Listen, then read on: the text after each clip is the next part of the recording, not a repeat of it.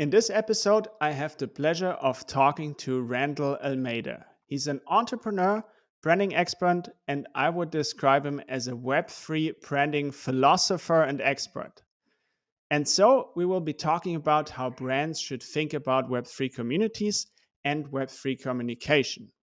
That is a topic that is dear to both us, and I think will provide a lot of value. Let's dive right into it.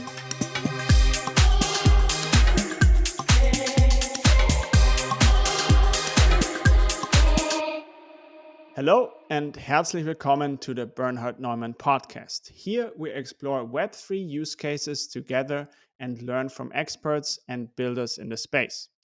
I'm your host, Bernhard, a Web3 and NFT strategist. I help branding and marketing professionals to unlock Web3 for business growth. I do this with training, workshops, and strategies. My guest today is Randall Almeida, branding expert and Web3 branding philosopher. I love how he is, thinking about the space, how he's thinking about branding, and I think it will create a lot of value talking to him today. So I think without further ado, let's get to it. Welcome to the show, Randall. Thank you so much, Bernard, for having me.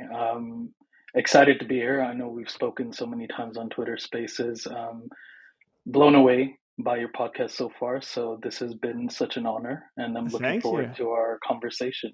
Yeah, for sure. That's actually how we met. Just for the listeners. Yeah, Twitter Spaces. That's where the DGens meet and exchange ideas. And I have to say, there's so much gold in there, right? Like it's actually a shame that it's kind of uh, trapped in this Twitter space, which is mostly forgotten afterwards.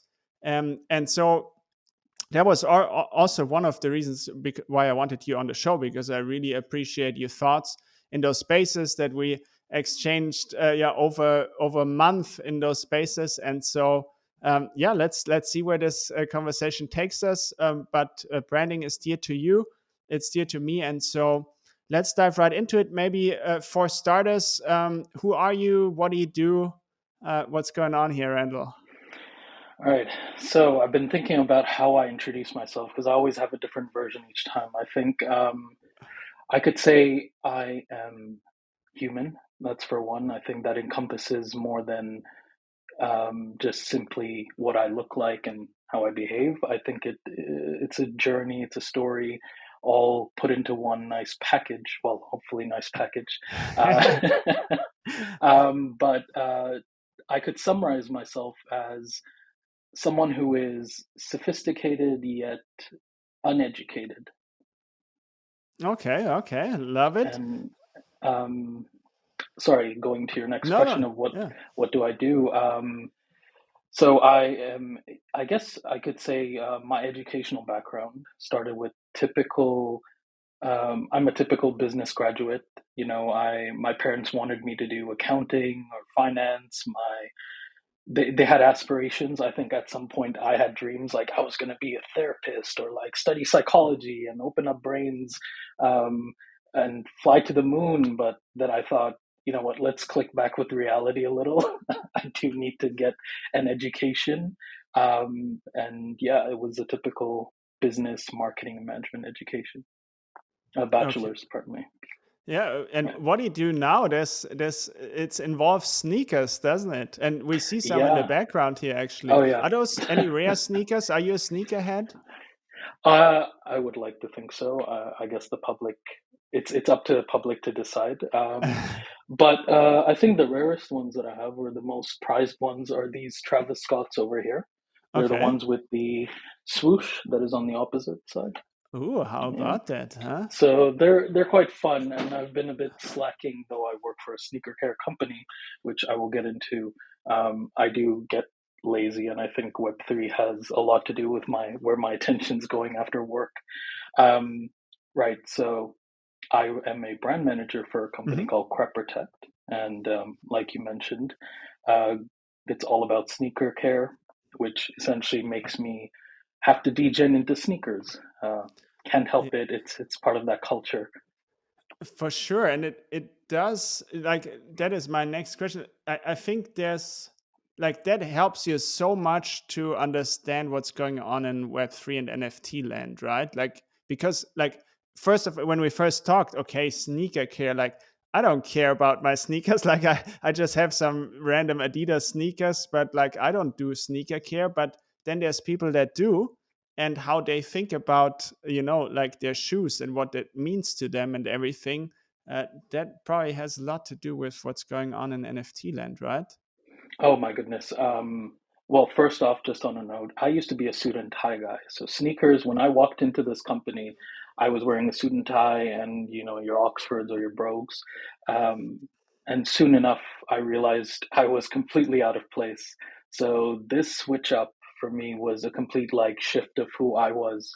Um, and now going to your point that you made, yes, sneakers, I think it helped me prepare some form of discipline and some form of attention to detail of what I'm learning. Because I went through that journey, like I said, from suit and tie to hoodies and sneakers, and it wasn't easy. Like it wasn't easy to understand why was something so important. Like just because it was a logo. I mean, of course, it's Nike or Adidas. Like we know these businesses, but I mean, we know these brands, but why was it important that there was an artist or a celebrity attached to it, and why did people see it worth more than what they're selling it for? I mean, so aside from the basic things of like limited quantity, which obviously translates over to NFTs. I think it's also sentiment, right? Market sentiment. It's people sentiment, and it's driven around what people feel. Like it may seem obscure to a business, like why would people feel anything to something they can't touch? But there's nostalgia in some cases. There's color. I mean, it goes back to the basics of branding. Like, what is a brand, right? And what does branding look like? I mean, why is it so impactful? And why is it so important? And I think here we're getting to see a full representation, whether you're an artist, whether you're a business coming into the space, whether you are creating a business within the space or representing yourself. It's like the ethos is be able to identify yourself in a crowd full of NFTs, or your NFT in a crowd full of NFTs, or yourself in a crowd full of people in Twitter spaces. And I think that's something that I've been working on and rediscovering in a way, because I've never done it for myself. And I think that's kind of where you and I connected so well, because I think you're at a point of the journey where I'd like to be in terms of my own branding, and how do I define myself outside of the communities or NFTs that I'm NFT projects I'm a part of. Yeah, cool. So is sneakers, is it self-expression, or has it also this collectible? I mean, probably all of those. And like, how do you compare sneakers to PFPs? And maybe you can also, I mean, that would be the next question, I guess, because there's two brands that you just mentioned. They're also active in Web3. And so I would be interested what you expect of them having so much emotion with, for example, Nike shoes. So, I mean, great question. My goodness, should have prepared a whole like thesis on this. Um, So to begin with, I think you're absolutely right. Like collectability, that's obviously a thing. Like sneakerheads, people who enjoy or who have been a part of the history from where Adidas and Nike have come from. Specifically, those two. Of course, we have other brands, but those two in specific have had a long history, and a long history throughout culture, throughout movements in culture. Right? It's so easy to place them there and say, yeah, I think I actually saw them as part of something, right? Hmm. Something more than, I mean, pretty much something that impacted the world. And I think NFTs play that role in a way. If we look at what they represent outside of self, right? Like, why would someone want to look like a digital animal? But then it's like it's more than that, right? It's what it's connected to. And I Hmm. think in the same way, when we look at Web2 brands or like Nike and Adidas, it's more than what they're connected to. So even these pieces, for example, they may look like sneakers to someone, but in a way, it's like the journey to it. I mean, even the journey of simply building up enough income or building enough savings to then buy them. I mean, some of them are prized, not the ones on my shelf, maybe just those. they're prized to certain people, and that Hmm. perception of like acquiring it, it's a journey. It's a journey of struggle. It's a journey of accomplishment, of dedication, of focus, like things that pretty much you're an entrepreneur all the way through. You're trying to build something for yourself and then redeem that in a way. And I guess in the same way, the journey of collecting NFTs is no different. Like there is one NFT that speaks to you that you can't express, and you're ready to buy it, but you just don't have the income, or possibly you don't have the right moment to buy it, right? Because it's all about waiting as well. And when is right for me? Is it really what I want?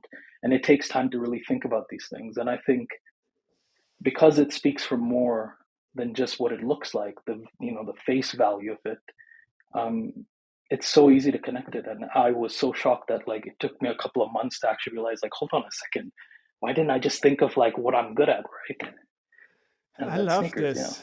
Yeah, this is cool. So what I take away, what really made click with me here is that, the sneaker, like of itself, it's interesting. We have the swoosh the wrong way, but it's all context. It's all about, Hmm. like, did he wear it back then? What was the campaign, or why did they do a collaboration together, and all this stuff. And yeah, context, same with art, right? Like that makes a lot of sense. And so that was interesting, because I mean, we're talking about brands here, right? And so creating that context is an interesting thing, not that easy, right? Like if let's for example, let's take Nike and their Clone X and everything. How do you observe this? How are they creating what you feel with sneakers? How are they doing it in the digital world with NFTs? So I initially came in looking for Clonex, like only for the very fact that it was Nike, and I'm like, I want to just be Nike through and through. And then of course, hello, look at the price, and I get a bit of a heart attack thinking, oh my god, for an image. Um, Not to say that I would never, if I had the opportunity, by all means I would. And it's for, I mean, a lot of reasons. I think the context that fits well with that is, though they are a company that's all about the swoosh, right? Meaning they are centralized to their brand and everything must go inwards before it goes outwards. Um, I would have to say that they have created probably a harmony that no one else can create.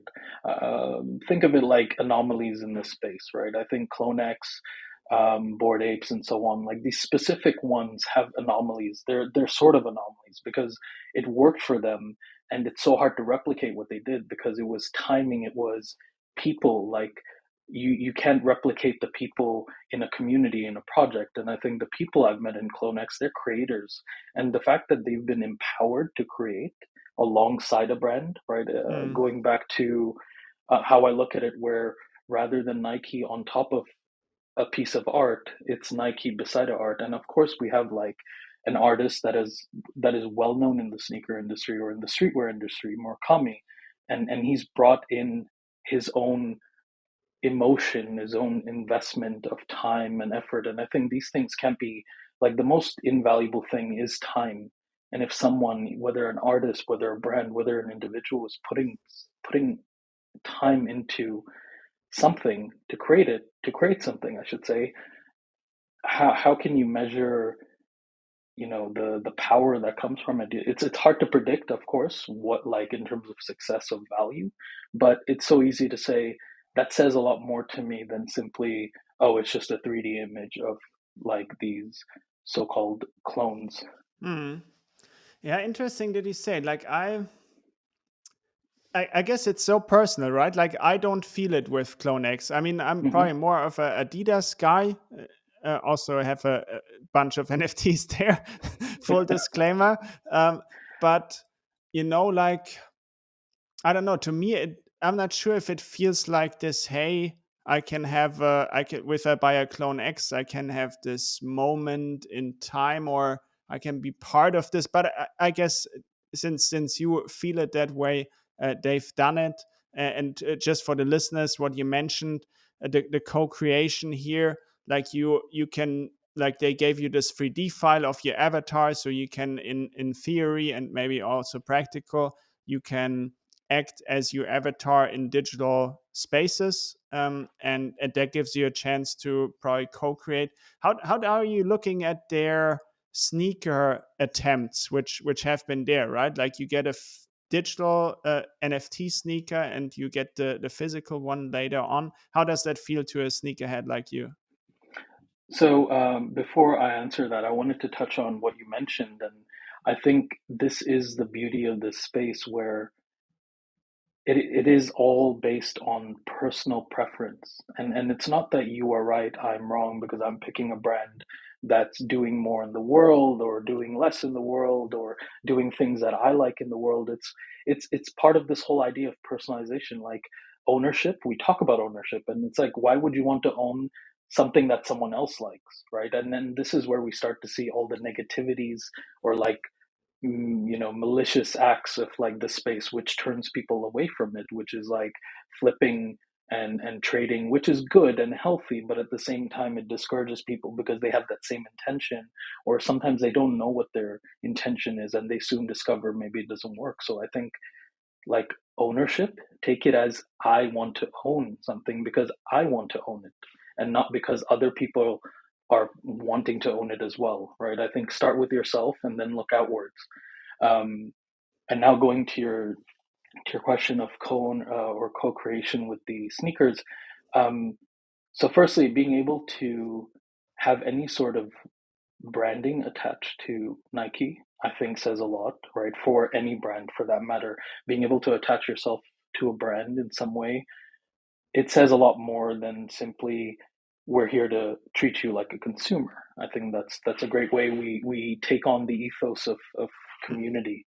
Mm-hmm. And then going into the whole sneakers that Adidas, pardon me, Nike have introduced, good and bad. So the good is they definitely have done things like create a physical item right out of an NFT, so that way you have a digital piece which has all the beauties of like what they can create with you possibly, of course in some to some extent, and then you have the physical, which goes back to that whole idea of like ownership, right? Really owning something outside of that space as well, to kind of show it to the world and show that this is who I am and this is what I like.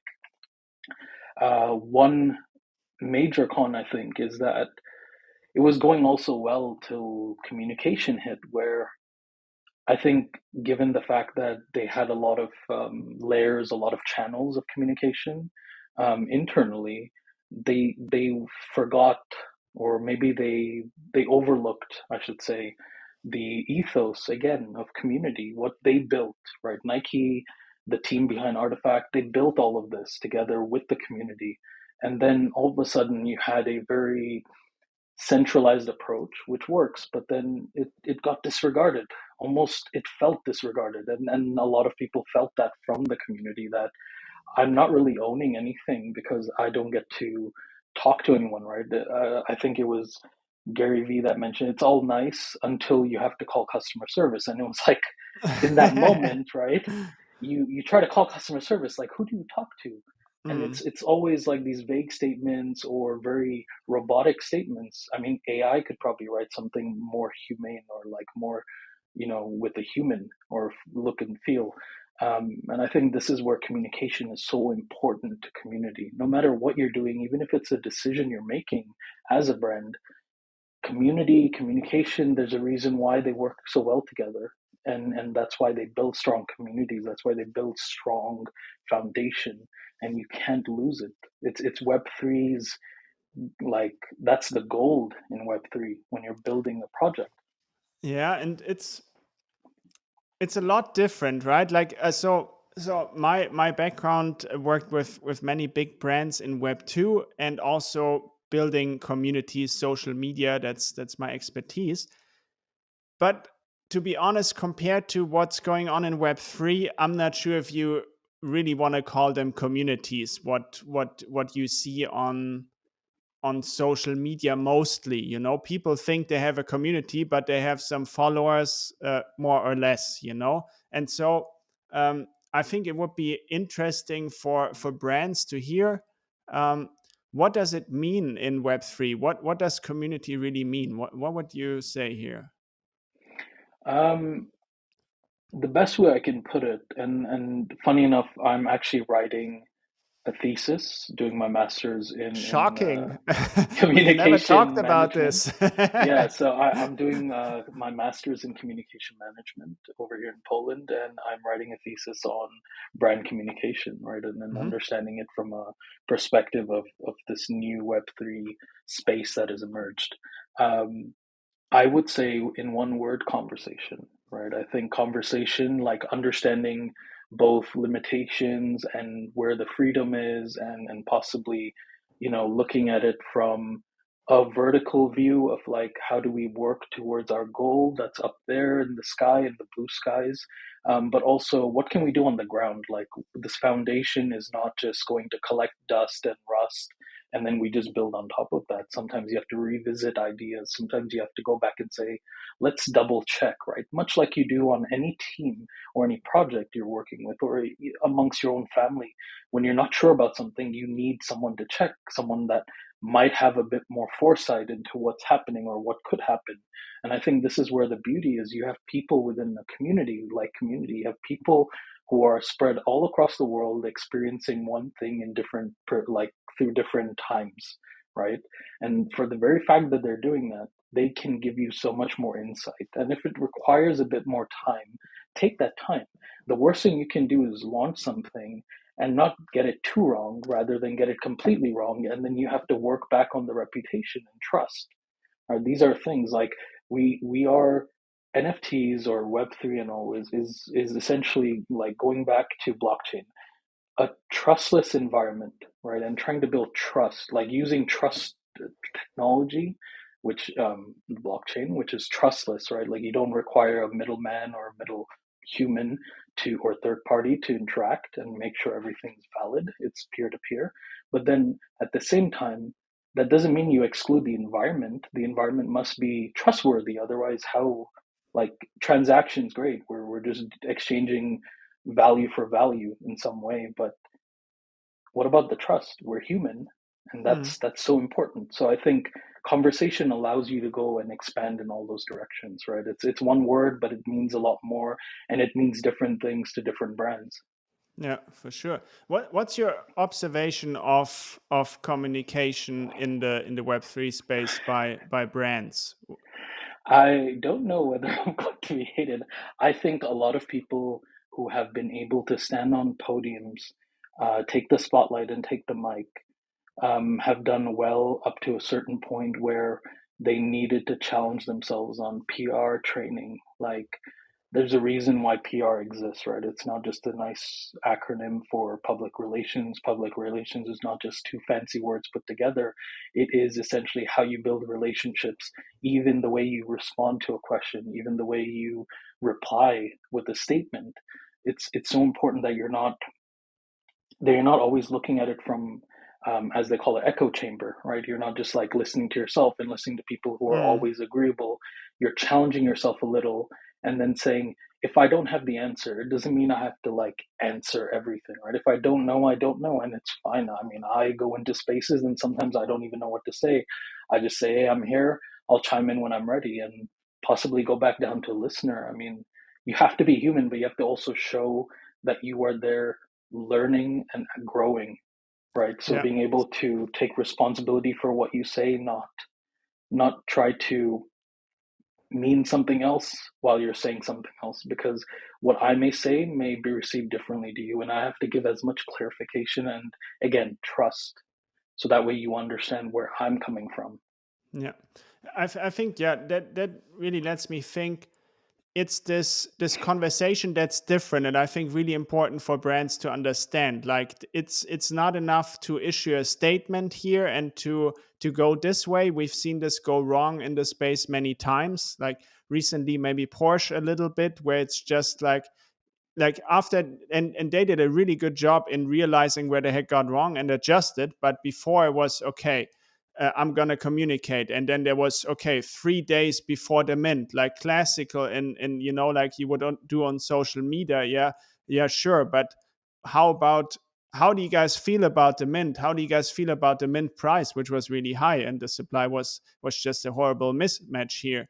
But it's a conversation, and that's really different, and that opens up, I think, challenges for brands, because who is going to communicate, who's going to know what to say, or be part of the culture already, find those people. But on the other hand, it's such a different level of engagement, of relationship you can have with a brand, right, when this conversation is really starting. And that's the beauty, that's the opportunity in Web3, and we get to live it really every day.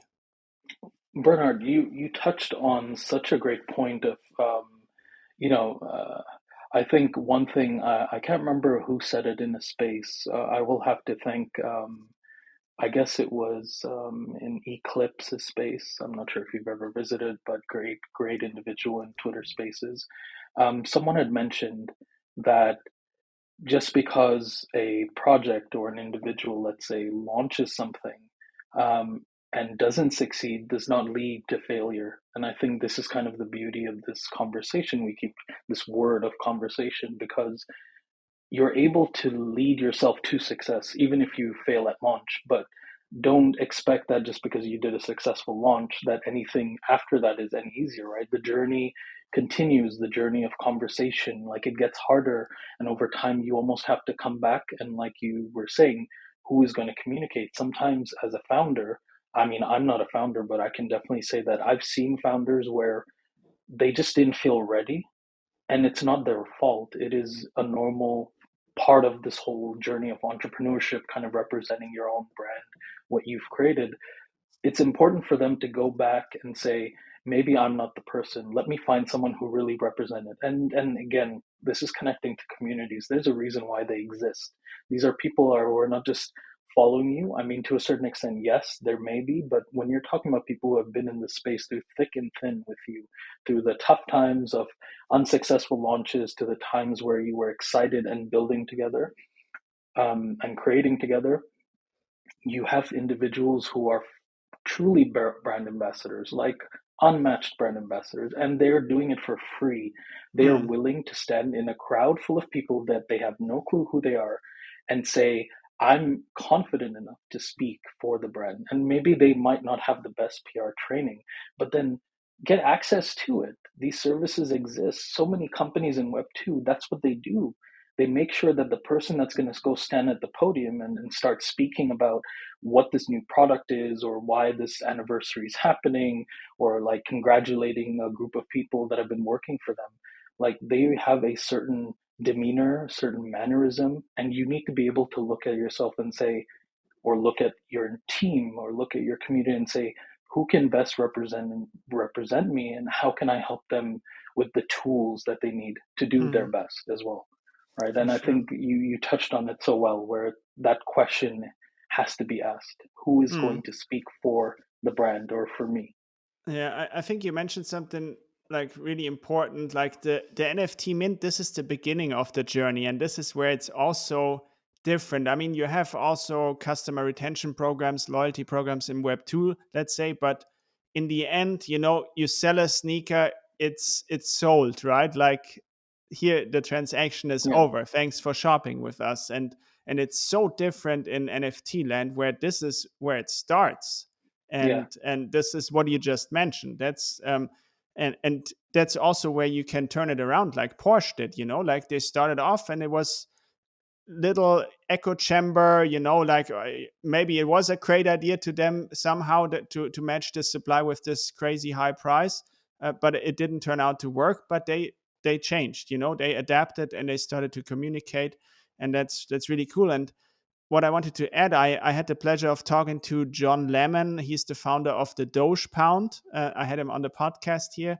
Um, and what I wanted to say, what you mentioned, like, this project has been, like, was top 5 in the hype era, and is nowhere right now, basically. Like, kind of not forgotten, but like price point really down. So people mm-hmm. that bought high, they lost a lot of money.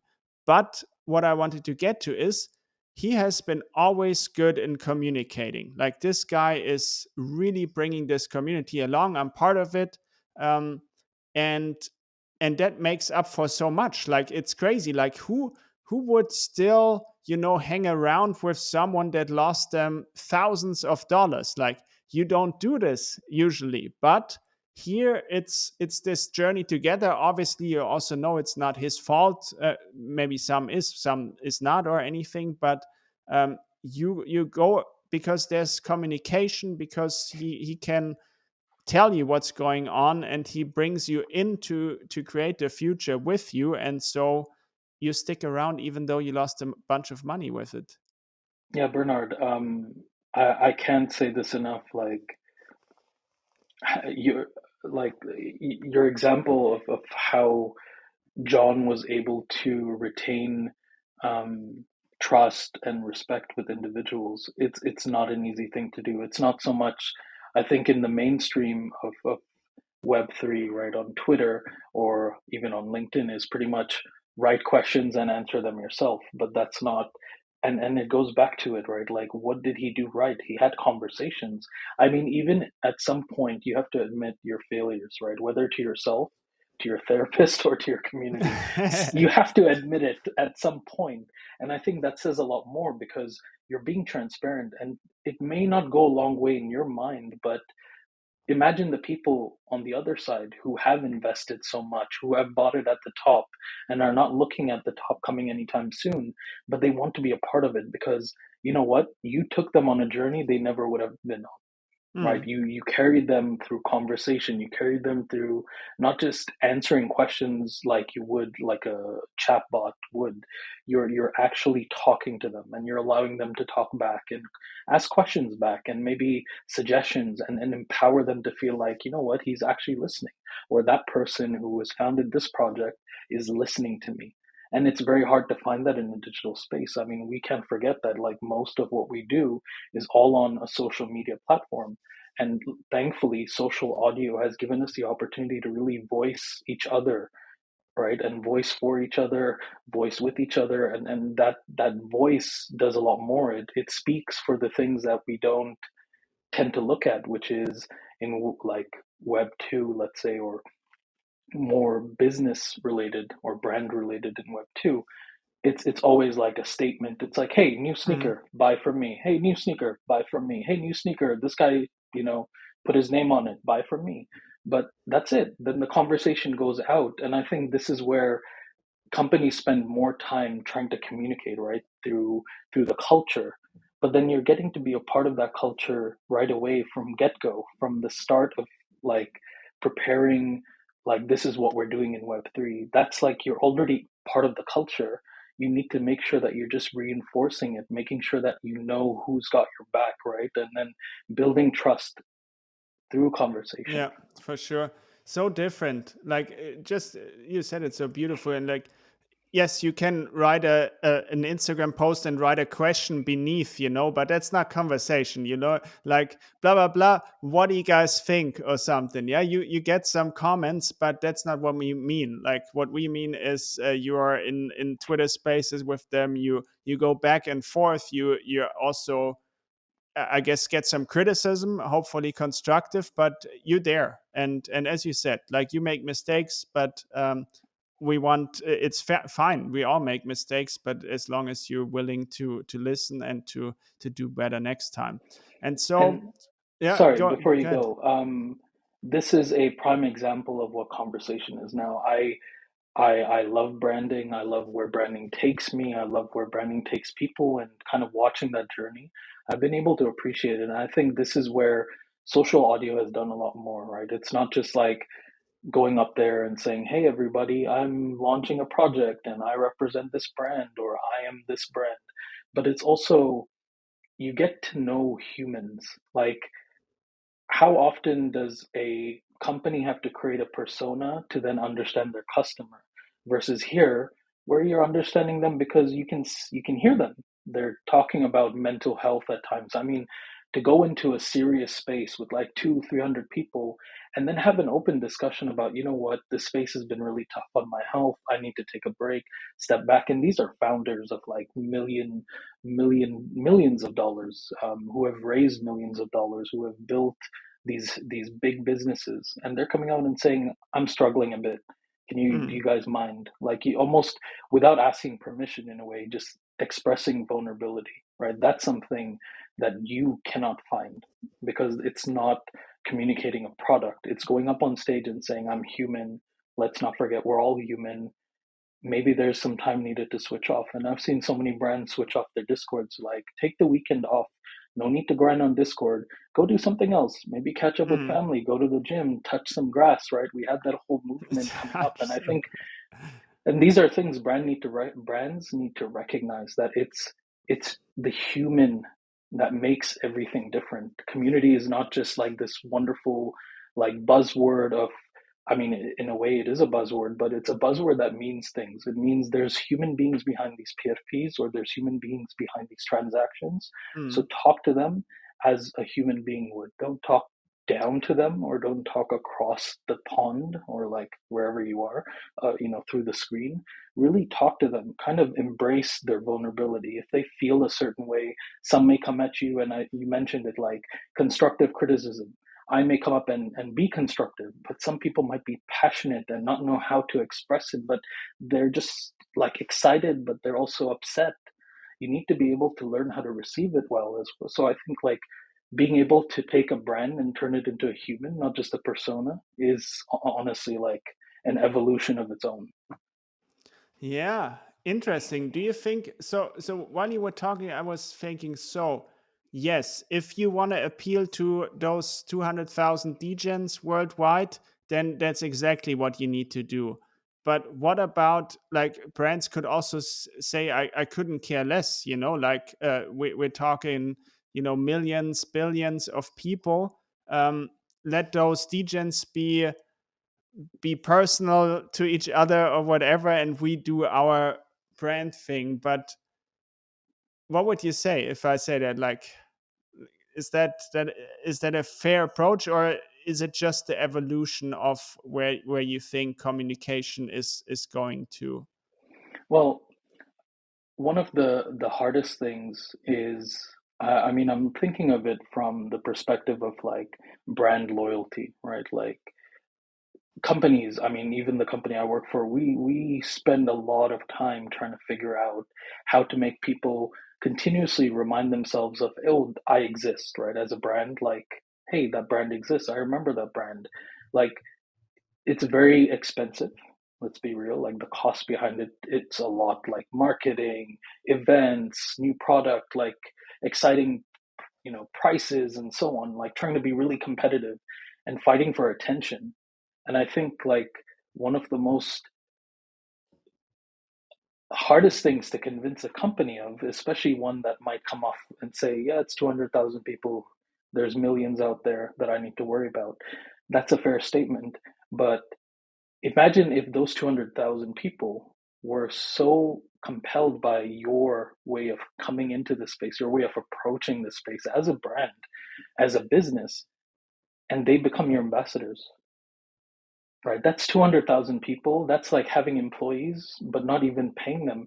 You're Mm, rewarding them through incentivizing the fact that they're out there they're your cheerleaders, right? They're like through the thick and thin, they're there with you. And we've seen that. We've seen projects that have struggled, literally struggled, come back up because the community rallied together. mm, Some people gathered together and said, you know what, we're going to give the founders the funds because they're unable to continue, and we're going to take the project and we're going to go and build ourselves because we believe in what we're doing. mm, Now, they might not have had the vision, but doesn't mean they won't. And these are people who might be creators. One day they might have bigger projects. I mean, some of the people I've met, they had spaces, like in spaces, I should say, they probably had like two or three people or four people to begin with. And then they ended up being now in two, 300. You never would have thought. And the same thing goes for yourself as a business, as a brand. Where do you think you're going? Just because you're big somewhere doesn't mean you're big everywhere.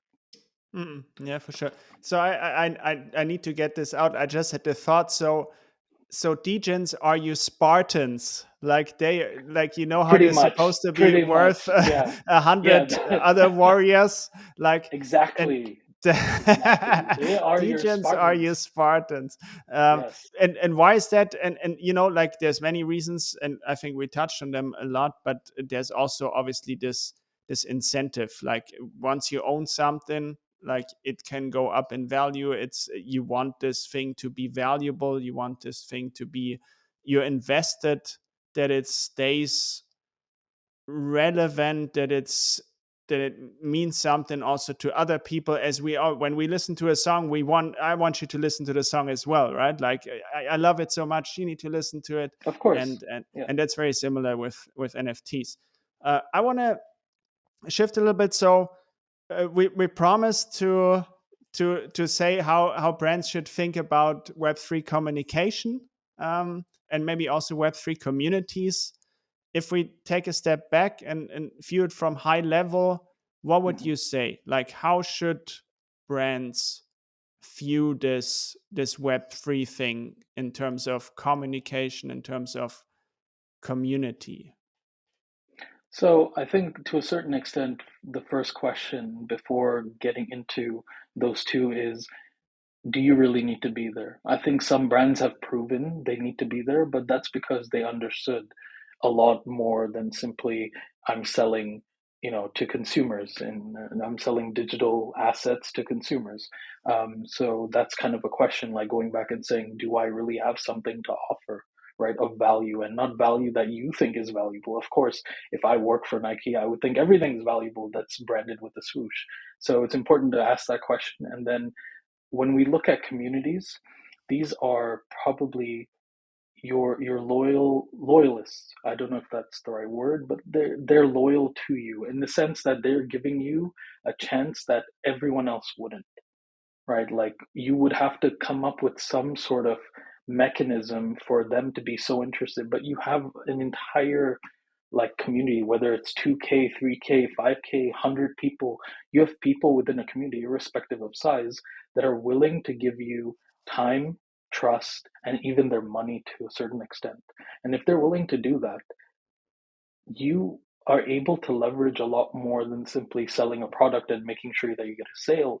You're able to leverage a journey, right? A journey meaning, I've seen people who have worked their way up to buying a Clone X or a Bored Ape, Mm-hmm. and they're representing it themselves, right? That's them. They feel like, this PFP is mine, and I'm my PFP. I'm sure, like, degens are, have it somewhere on their wall with this statement.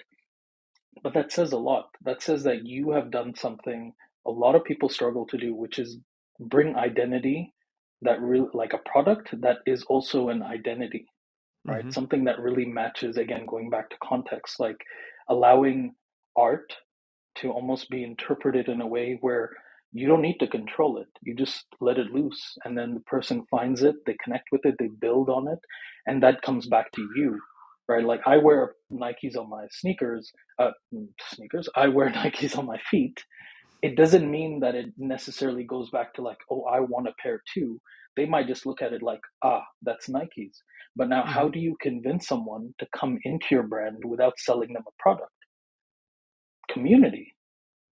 Mm-hmm. You don't need to go out there and talk to every single person and sell them a product. You need to talk to your community, and they go and they're your frontline generals, right? They're your Spartans. They will go out there, they will preach, right? Whatever messaging, whatever communication you have spoken to them, they will go out and talk in spaces. They will write tweets. They will go put, Instagram posts. They'll do whatever they can. They'll wear your hoodies and your beanies and your sneakers. They'll wear everything. They'll drink out of mugs branded with your logo, but they'll do it because they love what you're doing as a Mm-hmm. as a business and a brand.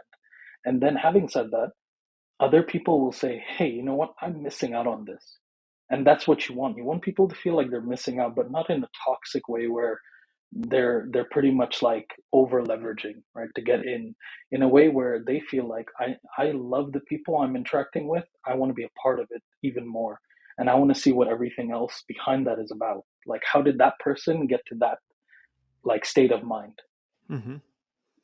Yeah, beautiful. By the way, I was wondering. So we mentioned sneakers a lot.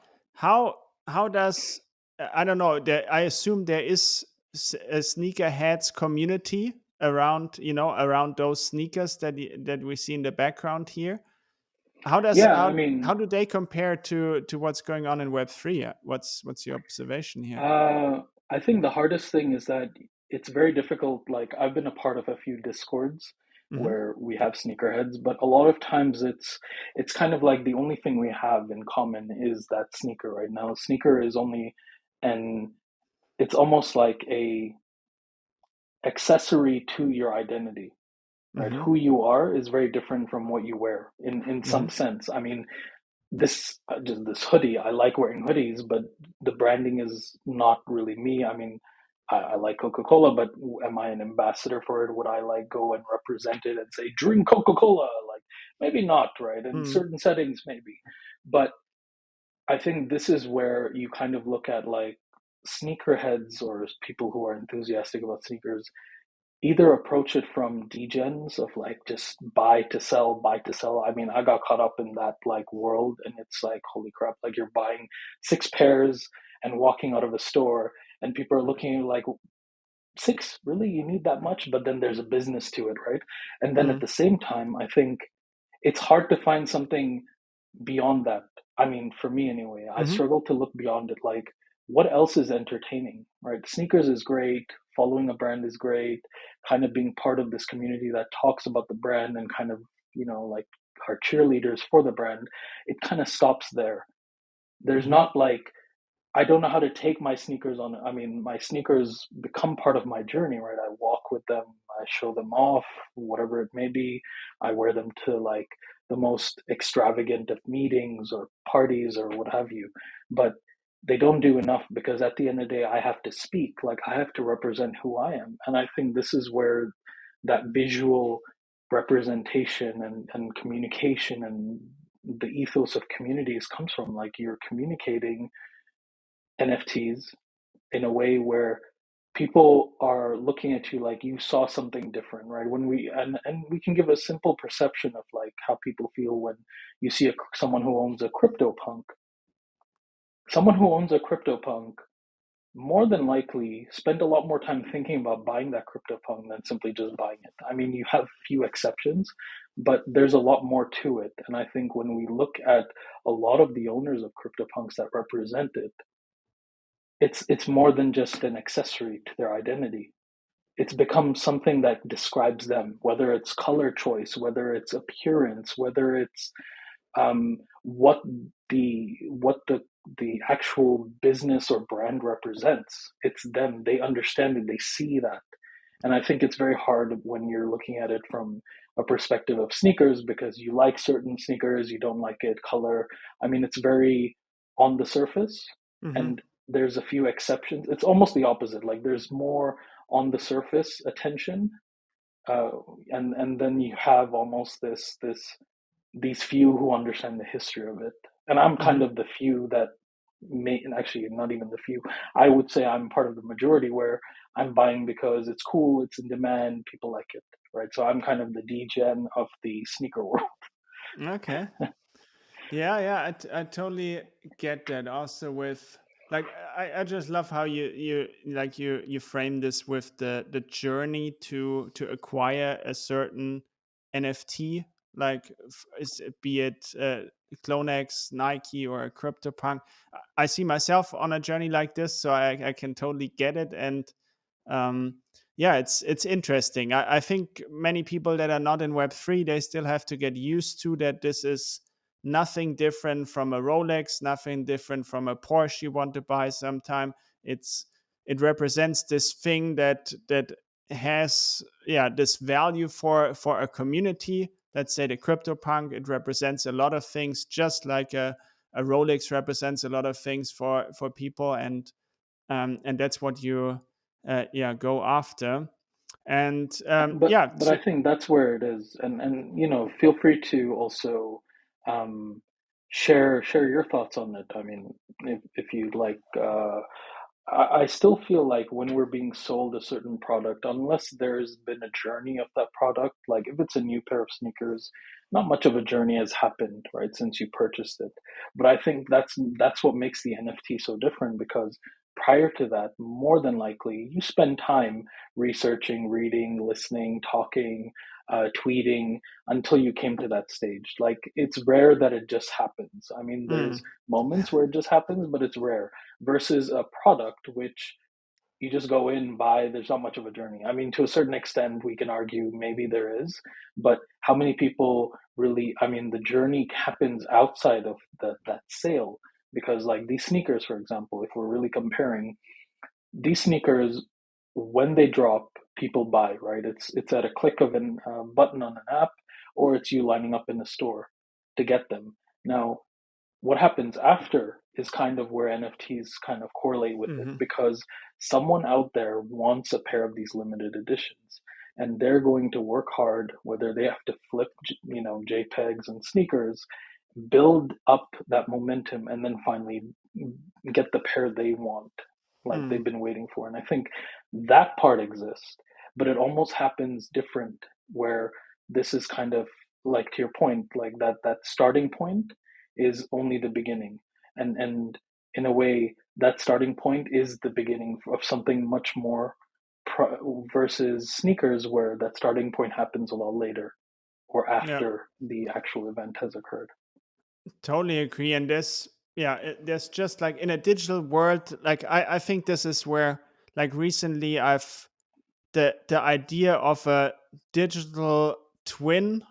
So I mean like just your sneaker also you get this as an NFT Hmm. is like mind blowing, to be Yeah, honest. Like yeah. for marketers like us, for branding people, like you just extend the experience by 100 times. Like your thing sits in the closet, right? Like you wear it every now and then, maybe you look at it, okay, but bring this digitally, make an experience out of it. You wear it in the metaverse whenever that comes, but doesn't matter. But already today, you have this fun game where you can wear your sneakers or you drive around your sneakers, whatever it is. Like you can make so many experiences with it, and you just extend it. People show it on their profiles on Instagram. So I mean, the world is so digital. Like having digital assets makes a lot of sense to me, and I think this is really just the start and for bringing physical items in the digital world. And I think NFTs are really good, a good mechanism for that. That makes total sense. Yeah, I love your use of, I think you are the second person that has ever said digital twin. And it took me a while to get it the first time. Obviously, I completely didn't. But I think during this whole conversation, it just led up to that digital twin, right? Like it is more than just what you think it is as like a product or an image of a product. It's that literal twin that it's connected in a way where what it means to me here means to me online, right? Online, offline. That harmony between it is unmatched. Hmm, Yeah. that's beautiful. Yeah, coming. I think we wanted to touch also on how do you, as a brand, like have to reinvent yourself a little bit for Web3. Like, if we want to summarize this, what do you see? I think you the main point was um, conversation, which I really loved. Like, this is a beautiful concept. What else do you see when you see Web2 brands saying, "Okay, let's go Web3 here"? So I came up with something back in April. I call it the 6 C's of Web3. Um, Tried to make it catchy. I don't know if it's Yeah, ever I going to love it catch on, already. but I'm yeah, catched here. Let's go. yeah. So 6 C's of Web3. Um, it is creativity, right? I think, and I will go through them and kind of explain them briefly after. So creativity, code, credibility, communication, community, content. And I think starting with the number one, creativity, this space, NFTs, though they represent code, or on the blockchain it just represents, like, you can't really see it on the blockchain, right? You have to see it through a marketplace. um, the beauty of it is that you can incorporate someone's art in there, right? It doesn't have to be necessarily something that comes out of your marketing department. You can work with others, like create a format of collaboration that happens within creativity, that allows other people who are in this space to almost put their footprint on something, like a fingerprint, even digital fingerprint on something. And this says a lot more. This shows, like, it's all about the messaging that's not being seen. So right away, you're already integrating yourself as a brand in this space without having to do much, except, who's an artist that would love to work with us? Let's do a bit of research, maybe some communications, maybe a bit of listening, and we find people who are really in this space making a difference for themselves, whether they're an artist, whether they're some form of creator, and then you get creativity. Code. Now, we've seen interesting things that code can do. They can create dynamic NFTs, which shift over periods of time through code, burning NFTs with Manifold recently. Also, this whole token gating. I mean, there's so much that code does for us. It's so important to understand the creativity even behind it, and, like, what do you want to do with it, right? Where is your journey taking you? Like, what are you looking at right at the end, and how do you get there with code? And it's so important to understand that, like, vision a lot clearer, especially when you're working with the Web3 developers, like smart contract developers. Being able to translate your creativity into code is just as equally important. Um, then we'll go into credibility. I think the one thing, because it's a digital space, it's so important to make sure that you're vetting every single individual that's coming into your business, right? The one thing you never want to do is just rely on the first person that says, "Yeah, I know Web3," and then 6 months later you don't know what's happening. So it's so important for you to be able to look at it like, how do I vet them? What do I need to understand about them? What are the questions I need to ask them? And then, are they giving me the solutions, or are they just giving me more problem statements, right? And I think it's fine to have more problem statements or questions, but you need, if you're going to have someone work with you, solution driver, right? Someone who creates solutions is a problem solver, and you need problem solvers. Mm. Um, what else can I say? Yeah, then we go to communications. Of course, the same people that you're hiring to create, they have to be able to communicate, because eventually they're going to be up on stage representing you in some space, and you want to make sure that the the values are shared, right? The whole idea of credibility, creativity, code, like, this is a value system that you're creating, and these pillars eventually represent what you're saying, right? When you finally say it. Um, and that's communications. Of course, that's a lot to do with transparency, making sure that you make people feel heard as well in response from your next thing, community. Um, and when we look at community, I think it goes without saying, we've talked through this whole entire podcast, it is invaluable, right? Irreplaceable, invaluable. And the people you meet will definitely change the journey for you as an individual, but also as a business, drastically, much more than selling a product. And then content. I mean, content. When you have the right community and you have these loyalists, these brand loyal um, members and holders of your NFT, you have people who are willing and ready to create content. They will wake up one day and feel inspired. You know what? I want to write a thread because I'm so bullish on this project. Because guess what? It looks so cool. Like, whenever they look at their phone, there's this, like, literally a wallpaper with that NFT. Or when they go on social media, there's my NFT. And I've seen it on LinkedIn, even on a professional platform. You're seeing people really feel representative of their NFT. And that says a lot, right? That shows a lot of groundwork or backwork that's gone in, that allows someone to feel that powerful or that drawn towards their NFT. And those are my 6 C's. Yeah, love it.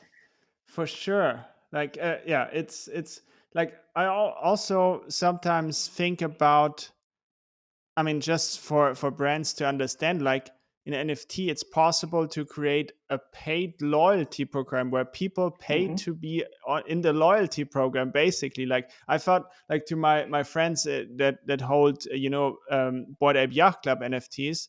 Um, I thought, hey, are we just like paying paid like paying to be in a loyalty program here, a lot of money, and to some extent it might be true. Yeah, but It's a membership.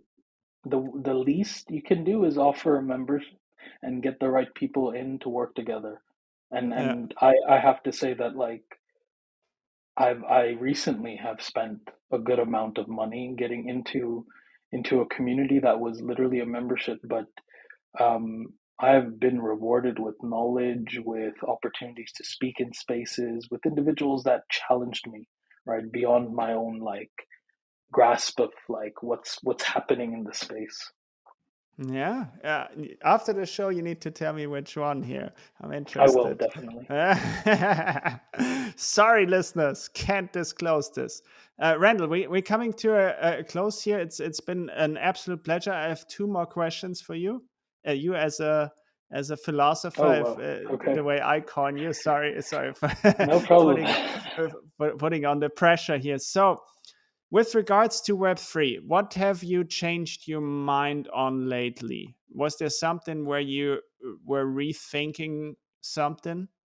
Yes. A couple of days ago, actually, over the weekend, I should say more specifically, um, I decided that I would love to create art.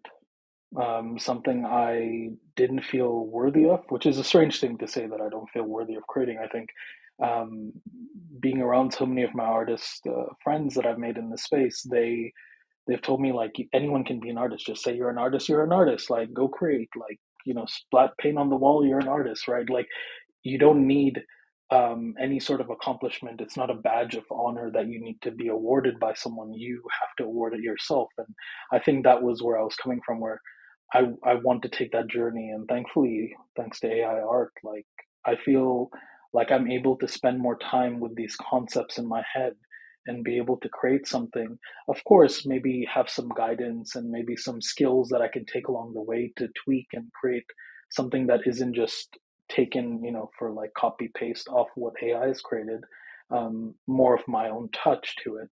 And that's, yeah, that's something where I've changed my mind that I would actually like to create. I feel inspired to create after all this, after a year. Wow, this is beautiful. We you didn't know this question was coming. This is a beautiful answer. Thanks for sharing, by the way.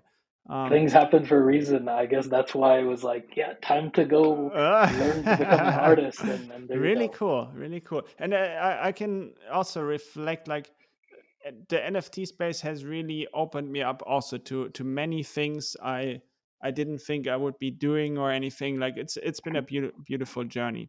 So this is the Tim Ferriss question. I borrowed this from Tim Ferriss. He had the idea. It's beautiful.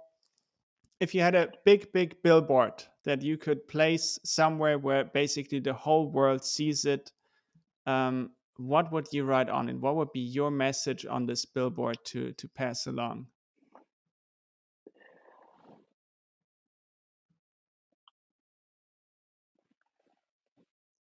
Can be with regards to Web3, can be in general. So I've been saying this a lot, and I think it deserves to be said for this question. Um, I would actually do two things. On one side, I would put in like a beautifully arranged manner, attention to intention. And then on the other side, just opposite side, I would put a mirror or like what presumes to be like a mirror, like a reflection, not an actual mirror. I think that would be dangerous on a billboard, but a representation of a mirror being there. Hmm. And I think the reason why those two is a lot of times we get caught up, and I think this is something I've learned last year, that we get caught up in the goals that we're trying to achieve or these visions we have for ourselves, these ambitions. And we tend to forget that in order for that to function, I must function. And I must function, meaning what is my intention? To be healthy, happy, content, like what is it, right? And I think we often forget because we get caught up in what's like passing by us, right? On like consider being the billboard for once rather than being the cars driving by. Not every journey has to be sort of a pass by and don't notice or just take notice. And like sometimes stop, look, and think, like reflect, and pay attention to your intentions. Hmm. And intention is the most expensive economy right now, and like the most prized economy that every company out there, every platform, every NFT project needs from you. So make sure that you're giving yourself that first before you spend it on anything else. Beautiful, Randall. Love it. Where can people find you online? And also, I would be interested, like, who would you be happy to get in touch with? Like, if people hear this interview, who's gonna knock on your door? Oh boy, this is a tougher question than the last one. Who? So on Twitter, we can find you. We can, yeah, of course. Let's start there. You can find me on Twitter at Randall underscore Almeida. Also on Instagram. I mean, I'm not typically there. I post like all the dishes I cook, but you're welcome to look at them. I'm It's excited Randall. now. Yeah, it's Randall.swoosh on Instagram, and then LinkedIn, Randall Almeida, and you can Hmm. find me on there. Primarily, most of my time goes towards Twitter, so Hmm. Randall underscore Almeida is the place to find me on Twitter. In terms of who's knocking at my door, who could knock on my door, um, I think I would be interested in anyone. Like it doesn't have to be someone with a business opportunity. I think the one thing I've enjoyed the most is being able to have human connection. I work remotely most of the time. Everything to me is through a screen, other than food. Thankfully, that's real. um, I enjoy human connection, and what happens from there is kind of the beauty. Like you don't know where it takes you. I've uh, I've gone from like co-hosting spaces to hosting spaces to then being part of like different communities, then moving away from that, now thinking of becoming an artist. And I think the individuals within my within sort of my journey have been inspiring and kind of inspiring me to continuously like challenge myself but better myself right through that challenge. So I wouldn't mind whether it's an artist, whether it's a CEO suit and tie, or simply another DJ. Like, hey, willing to have a conversation with me, knock on my door. I am more than happy to open it up and say hello. Very cool. Love it. Randall, thanks for all the insights, and yeah, thanks for being on the show. Thank you very much, Bernhard. It was wonderful. I truly love this conversation. Thank you again. It's an honor. Awesome. Thank you.